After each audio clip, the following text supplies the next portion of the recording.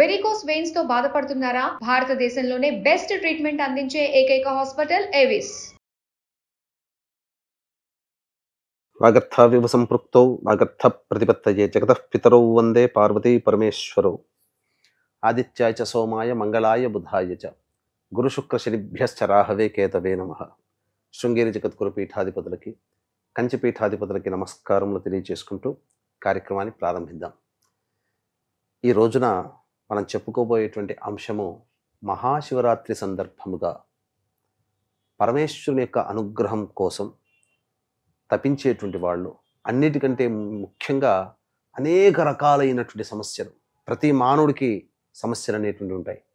కాబట్టి విద్య, వివాహ, ఉద్యోగ, దాంపత్య, సంతాన, అనారోగ్య, శత్రుబాధ, కోర్టు సమస్యలు, గృహ సమస్యలు అనేటువంటివి ఉంటుంటాయి. ఉద్యోగ సమస్యలు, ఈ సమస్యలన్నిటి నివారణకి పరమేశ్వరునికి సంబంధించినటువంటి ఏ విధంగా పూజ చేస్తే, ఏ విధంగా అభిషేకం చేస్తే అటువంటి దేవతానుగ్రహం వల్ల మన సంకల్పం నెరవేరుతుందో అటువంటి విధానాన్ని కూడాను మనం తెలియజేసుకుందాం. ముందుగా వీక్షించేటువంటి సుమన్ టీవీ ప్రేక్షకులు గమనించాల్సిన అంశము, శివాజ్ఞ లేనిదే చీమైన కుట్టదు. శివానుగ్రహం ఉంది కాబట్టే నాకు తెలిసినటువంటి శివ పురాణాంతర్గతమైనటువంటి రహస్య పూజా విధానాల్ని అందరికీ తెలియచేయాలనేటువంటి ఒక సదుద్దేశంతో ఈ శివరాత్రి రోజున ఎక్కువగా శివుని అనుగ్రహం సంపూర్ణంగా కలుగుతుంది అంటుండొచ్చు. సామాన్యంగా ఏ రోజైనా ఈశ్వరునికి కరుణించడా, ఏ రోజైనా చేసుకోవచ్చు కదా అని అంటే కరెక్టే, ఏ రోజైనా చేసుకోవచ్చు. కానీ కొన్ని ప్రత్యేక దినాలు అనేటువంటివి ఉంటాయి.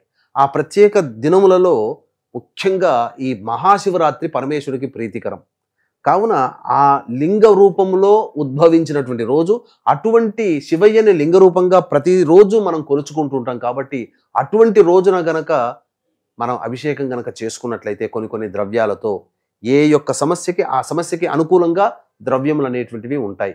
కాబట్టి ఆ ద్రవ్యాలని ఆ ద్రవ్యములతో అభిషేకం చేసుకుంటే ఖచ్చితంగా సమస్యలు అనేటువంటివి తీరుతాయి. మామూలు సమయంలో చేసుకోవచ్చు, చేసుకోకూడదని నియమం అంటూ ఏమీ లేదు.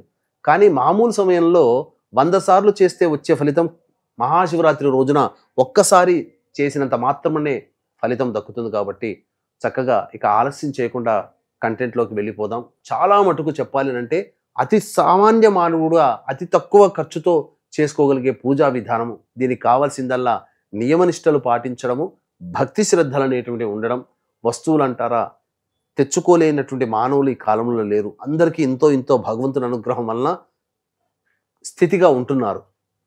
కాబట్టి ఏంటి ఆ విషయాలంటే, ముందు రోజు నుంచే ఈ యొక్క శివరాత్రి వ్రత విధానాన్ని ఆచరించడం, ముందు రోజు నుంచే మద్యపాన, ధూమపాన, మాంసాహార నిషేధము, బ్రహ్మచర్య వ్రతాన్ని పాటించడము, ఆ విధంగా చేసుకుని శివరాత్రి రోజునే బ్రహ్మముహూర్త కాలంలో లేచి కాలకృత్యాదులన్నీ తీర్చుకొని ముందుగా ఉదయిస్తున్నటువంటి సూర్యుడికి నమస్కారం చేసి సూర్యాష్టకం 6 సార్లు పారాయణం చేసి 11 సార్లు సూర్యునికి అర్ఘ్యం ఇచ్చిన తర్వాత ఇంట్లో శివచిత్ర పరివారానికి చక్కటి పూలమాల వేసి ఆవునేతితో దీపారాధన చేసి శివ అష్టోత్తరం 3 సార్లు పారాయణం చేయాలి.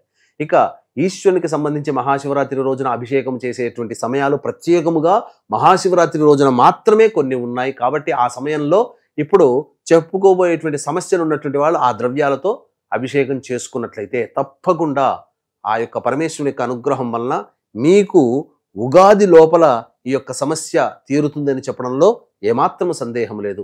అయితే ముందుగా సమస్యలు అనేటువంటివి తీరాలంటే ఏ సమయాల్లో అభిషేకం చేయాలి?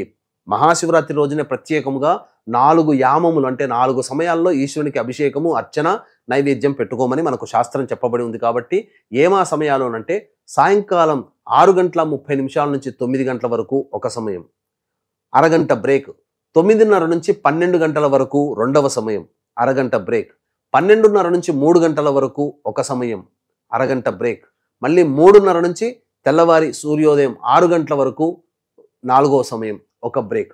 కాబట్టి ఈ సమయాల్లో చెప్పబడినటువంటి ద్రవ్యాలతో ఉన్నటువంటి సమస్యలు, చెప్పబడేటువంటి సమస్యలతో ఎవరైతే బాధపడుతుంటారో వాళ్ళు ఆ విధంగా అభిషేకము, అర్చన అనేటువంటిది చేసుకోవాలి. ముందుగా విద్య, ఎందుకనంటే మార్చి ఏప్రిల్లో అందరూ ఎగ్జామ్స్కి ప్రిపేర్ అవుతుంటారు పిల్లలు. కాబట్టి విద్య కోసం తపించేటువంటి వాళ్ళు ఆవునేతితో ఈశ్వరునికి అభిషేకము జరిపించాలి. శ్వేత పుష్పాలు, తెల్ల రంగు పుష్పాలతో అర్చన చేయాలి. ఇది నియమం. ఇక ఉద్యోగము, ఉద్యోగ సంబంధమైనటువంటి సమస్యలు ప్రమోషన్స్ పరంగా, అలాగే ఉద్యోగం లభించినటువంటి వాళ్ళు, ఉద్యోగంలో సమస్యలు ఎదుర్కొనేటువంటి వాళ్ళు, వీళ్ళందరూ కూడా చెరుకు రసం దొరుకుతుంది కదా, ఆ చెరుకు రసము లేకపోతే చెరుకు రసంతో తయారైనటువంటి బెల్లాన్ని ముద్దగా దంచి కరిగించి, అనగా వేడి చేసి కాదు, మామూలుగా ముద్ద చేసి అన్నిట్లో కరిగిస్తే అయిపోతుంది, కరుగుతుంది. చెరుకు రసంతో కానీ బెల్లం నీటితో కానీ ఈశ్వరునికి అభిషేకం జరిపించి ఎర్ర జిల్లేడు పుష్పాలతో అర్చన చేయాలి. ఈ విధంగా చేసినటువంటి మానవుడికి ఖచ్చితంగా ఉగాది లోపల ఉద్యోగం లభించి తీరుతుంది, సందేహమే లేదు. ఇక వివాహపరమైనటువంటి సమస్యలతో ఇబ్బంది పడేటువంటి వాళ్ళు, ముఖ్యంగా దాంపత్య సమస్యలతో బాధపడేటువంటి వాళ్ళు పటిక బెల్లం తెలుసు కదా, ఆ పటిక బెల్లాన్ని దంచి పొడి చేసి ఆ పొడిని నీటిలో వేసి ఆ నీటితో ఈశ్వరునికి అభిషేకము చేసేసి గన్నేరు పుష్పములు మల్లె పుష్పాలతో అర్చన చేయాలి. ఇక విద్య, వివాహము, ఉద్యోగము, దాంపత్యం అయిపోయింది. ఇక చక్కటి సంతానం కోసం పరితపించేటువంటి వాళ్ళు, సంతానం ఉన్న సంతానం అభివృద్ధిని కోరుకునే తల్లిదండ్రులు ఎవరుంటారు? అందరూ అభివృద్ధి కోరుకుంటారు కదా. కాబట్టి సంతానాభివృద్ధి, సంతానాన్ని పొందగోరేటువంటి తల్లిదండ్రులు ఎవరైతే ఉంటారో వాళ్ళు మామిడి పండు రసముతో ఈశ్వరునికి అభిషేకము జరిపించి తరువాత చక్కగా కలువ పుష్పాలతో అర్చన చేయాలి. అయితే చాలామందికి వచ్చేటువంటి సందేహం ఏంటంటే, ఇప్పటికీ చాలామందికి తెలియదు, మామిడి పండ్ల జ్యూస్ అంటే ఇప్పుడు మార్కెట్లో దొరికే ఫ్రూటీలు లేకపోతే మాజాలు అని అనుకుంటారు. అవన్నీ కెమికల్. 1% కూడా మామిడి పండు జ్యూస్ అనేది దొరకదు. అయితే చాలా మటుకు ఫ్రూట్ షాపుల్లో లేదా ఈ భక్తి పూజా స్టోర్స్లో మామిడి పండ్లు జ్యూస్ ఉన్నటువంటి టిన్స్ దొరుకుతాయి. ఆ టిన్స్ దొరుకుతాయి. 1/2 కేజీ, 1/4 కేజీ, కిలో వరకు టిన్స్ దొరుకుతాయి. కాబట్టి 5 కిలోల వరకు కూడా టిన్స్ దొరుకుతాయి. చక్కగా అభిషేకం చేయవచ్చు. కలువ పుష్పాలతో అర్చన చేయాలి. ఇక ఆరోగ్య సంబంధమైనటువంటి విషయాలు అనేటువంటివి ఉన్నప్పుడు ఆ యొక్క వ్యక్తి పంచామృతాలతో అభిషేకము మరియు తిప్పతీగ పొడిని నీటిలో వేసి లేదా తిప్పతీగను తీసుకుని వచ్చి నీటిలో పెడితే, నానబెడితే కొంత సమయానికి అది రసం తేలుతుంది. ఆ యొక్క రసముతో ఈశ్వరునికి అభిషేకం చేయాలి. చేసిన తరువాత అప్పుడు నీలిరంగు పుష్పాలతో అర్చన చేయాలి. లేదా ఇంకా శని సంబంధమైనటువంటి బాధలు పడేటువంటి, ఎందుకంటే ఈ 2025 సంవత్సరం మొత్తం కూడా శని పోతున్నాడని చెప్పి కొన్ని రాశిలో ఉన్నటువంటి వాళ్ళు సంతోషపడతారు. కానీ గమనించాల్సింది ఏంటంటే, మార్చి 29వ తారీఖు రోజున శని మారుతున్నప్పటికీ కూడా జూలై 7వ తారీఖు నుంచి అక్టోబర్ 18వ తారీఖు వరకు శని మళ్ళీ వెనక్కి, అనగా వక్రీకరించి మళ్ళీ కుంభరాశిలోకే ప్రవేశం చేస్తున్నాడు. ఈ కారణం చేత చాలా రాశులకి శని వెళ్ళినట్టే వెళ్ళి మళ్ళీ తిరిగి వస్తున్నాడు. కాబట్టి 12 రాశుల వారికి ఈ శని ప్రభావం 2025వ సంవత్సరంలో ఉంది. కావున శని దోషంతో అనేటువంటిది, అనగా శని కర్మదోషాన్ని తొలగిస్తాడు. ఎవరైతే గత జన్మ కర్మదోషాన్ని తొలగించుకోవాలని అనుకుంటారో మహాశివరాత్రి పర్వదిన సందర్భంగా శనిదోష నివారణతో పాటు గత జన్మ కర్మదోష నివారణ కూడా జరగాలి అని అంటే అప్పుడు నల్ల నువ్వుల నూనెతో ఈశ్వరునికి అభిషేకము జరిపించి శంఖ పుష్పాలతో లేదా నీలిరంగు చామంతి పుష్పాలతో, నీలిరంగు కలవ పుష్పాలతో అర్చన చేయాలి. ఇక అన్నిటికంటే ప్రధానంగా శత్రు సమస్యలు, కోర్టు సమస్యలు, ఇక చెప్పాలి అంటే నరదృష్టి, నరఘోష, ఇవన్నీ కూడా మానవుడికి ఇబ్బందికరంగా మారుతూ ఉంటుంటాయి. కాబట్టి అటువంటి సమస్యలతో బాధపడేటువంటి వాళ్ళు ఆవ నూనెతో అభిషేకము జరిపించి తెల్ల జిల్లేడు పుష్పాలతో అర్చన చేసినట్లయితే నరదృష్టి, నరఘోష, శత్రుబాధ, కోర్టు సమస్యలు అన్నీ తీరిపోతాయని చెప్పవచ్చు. ఇక గృహ సంబంధమైనటువంటి సమస్యలతో బాధపడేటువంటి వాళ్ళు కూడా తేనెతో అభిషేకము జరిపించి తెల్ల జిల్లేడు పుష్పాలతో గనక అర్చన చేస్తే ఆ సమస్యలు కూడా, గృహ సంబంధమైనటువంటి సమస్యలు కూడా తీరుతాయి. కొత్త ఇంటిలోకి ప్రవేశం చేస్తారని చెప్పవచ్చు. ఇక అన్నిటికంటే మించి ప్రధానంగా ఈ యొక్క సంబంధించినటువంటి కలియుగంలో ధనమిదం మూలం జగత్ కాబట్టి ధనం ఉంటేనే మానవుళ్ళు అందరూ కూడా మనల్ని గౌరవిస్తారు. కాబట్టి ధనానికి సంబంధించినటువంటి సమస్యలు తీరాలి అనంటే చెప్పబడినటువంటి కొన్ని పరిహార క్రియలు చేయాలి. ధనపరమైనటువంటి సమస్యలతో బాధపడేటువంటి వాళ్ళు ప్రధానముగా ఇప్పుడు చెప్పబోయేటువంటి మంత్రాన్ని చక్కగా మీకు వీలైతే 1008 సార్లు లేదా 3000 సార్లు జపం చేసి అప్పుడు చెప్పబోయేటువంటి ద్రవ్యంతో అభిషేకం చేసి మీరు చక్కగా చేసుకోవచ్చు. ఇక ఏమా మంత్రము అంటే, ఓం నమః శివాయ కుబేరాయై ధన ధాన్యాధిపతియే దేహిమే దాపయ నమః అనేటువంటి యొక్క మంత్రం. ఈ విధంగా 1008 సార్లు కానీ లేకపోతే 3000 సార్లు కానీ జపం చేసి అప్పుడు పరమేశ్వరునికి పంచామృతాలతో అభిషేకం జరిపించి మారేడు పుష్పములతో అర్చన చేయాలి. ఇక చివరిగా పరమేశ్వరుడు ఏం కోరుకుంటాడు? ఏ దేవత అయినా కానీ మనము ఇష్టమైనటువంటి దాన్ని మనం సమర్పిస్తే తత్ఫలితముగా భగవంతుడు 100 రెట్ల ఫలితాన్ని మనకు తిరిగిస్తాడు. అంటే ఈ ప్రపంచంలో ఏ ప్రాణికైనా, చిన్న చీమ దగ్గర నుంచి ఏనుగు దగ్గర వరకు పరిమాణం కలిగినటువంటి ఏ ప్రాణికైనా తన ప్రాణం అంటేనే చాలా ఇష్టం. ప్రాణాన్ని మనం అర్పించలేము, కానీ ప్రాణంతో సమానమైనటువంటి దాన్ని మనం అర్పించడం ద్వారా, ఆ ద్రవ్యముతో అభిషేకం చేయడం ద్వారా మనము సంపూర్ణంగా భగవంతుడు మనకు అసలు సిసలైనటువంటి బ్రహ్మ మనకిచ్చినటువంటి ఆయుష్ని సంపూర్ణంగా అనుభవించే అధికారం మనకు ఈ భూమి మీద లభిస్తుందని చెప్పి మనకు కాశీఖండంలో చెప్పబడి ఉంది. అయితే మనం ఏం చెయ్యాలి అంటే, మన ప్రాణం అనేది పుట్టుక ఎక్కడి నుంచో మనం తెలుసుకోవాలి. ఏ జీవి అయినా మరణించిన తర్వాత మళ్ళీ జన్మించడం అనేటువంటిది సహజం. కాబట్టి కర్మవశాత్తు ఏ జీవి అయినా కానీ మళ్ళీ భూమి మీద ఏ తల్లిదండ్రుల గర్భంలో జన్మించాలో నిర్ణయించుకుంటుంది. కావున మొట్టమొదలు చంద్రమండలంలో ఆ జీవి ఉంటుంది, అవకాశం కోసం ఎదురు చూస్తుంది, ఏ జీవి ఏ తల్లిదండ్రుల గర్భంలోకి వెళ్ళాలని. కాబట్టి అప్పుడు మేఘాలలో కలిసిపోతుంది ఆత్మ.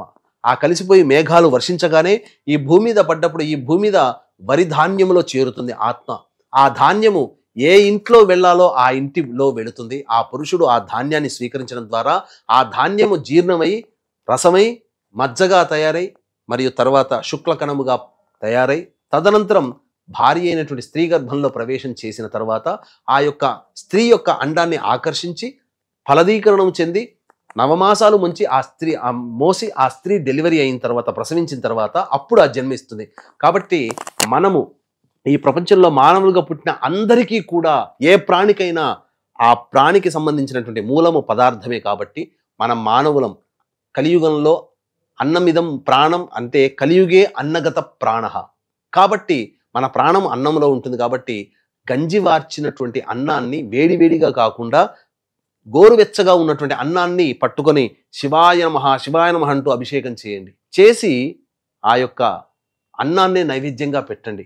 తప్పకుండా ఆ పరమేశ్వరుడు మీకు మీతో పాటు మీ కుటుంబానికి సంపూర్ణమైనటువంటి ఆయురారోగ్య ఐశ్వర్యాలు ప్రసాదిస్తాడు.